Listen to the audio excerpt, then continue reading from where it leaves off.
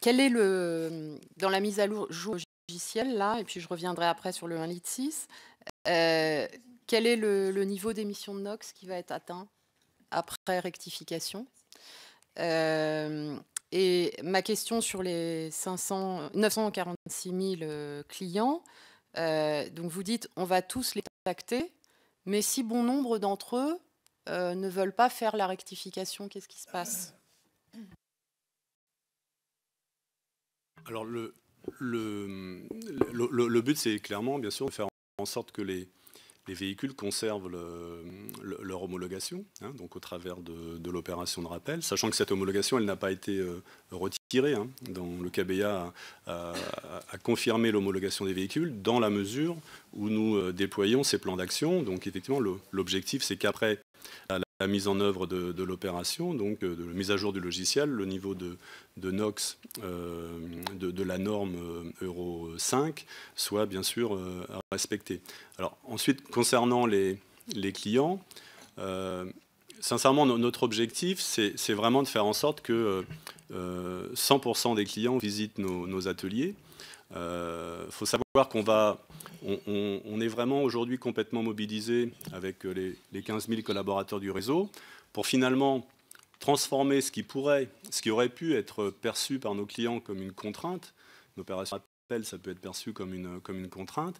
Faire en sorte qu'au contraire, ça soit une expérience client et tout à fait valorisante.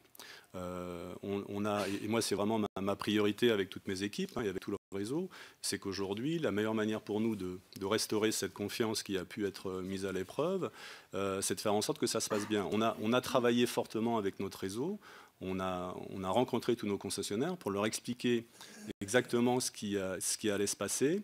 On va former nos collaborateurs du réseau. On a chiffré qu'à peu près, bien sûr, c'est 950 000 clients.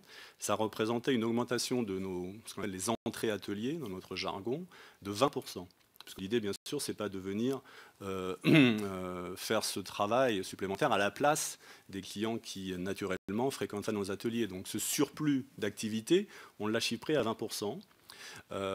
Et bien sûr, c'est une grosse charge de travail pour notre réseau, mais c'est aussi une formidable opportunité, puisqu'on l'a chiffré également en équivalent charge de travail, et on a chiffré qu'on aurait besoin pour faire ce travail de l'équivalent de 900 mécaniciens ou conseillers clients supplémentaires.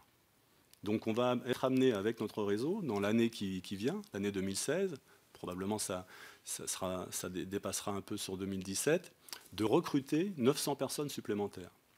Et aujourd'hui, donc, on a démarré cette démarche. Alors, ça sera des contrats, bien sûr, à durée déterminée ou des intérims. Et donc, on subventionne 50% du coût de recrutement de ce compagnon, de ce mécanicien ou de ce conseiller client.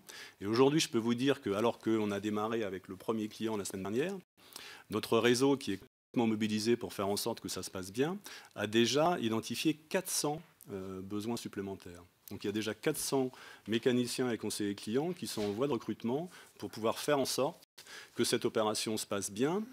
Et encore une fois, ça sera positif pour le client. Il faut bien voir, encore une fois, on parle d'une situation qui va être tout à fait, je dirais, légère en termes de désagrément client. On parle d'une immobilisation du véhicule d'une demi-heure, entre une demi-heure et 45 minutes, maximum une heure. Dans 30% des cas, cette opération pourra être effectuée à l'occasion d'un entretien classique dans notre réseau. Dans l'automobile, tous les 2 ans, vous devez venir faire une visite qu'on appelle d'entretien chez votre concessionnaire.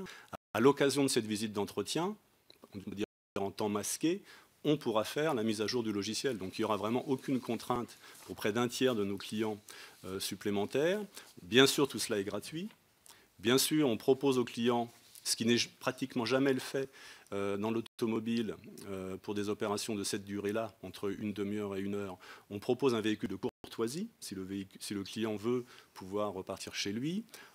On offrira également un lavage intérieur-extérieur et un contrôle, un check des éléments de sécurité.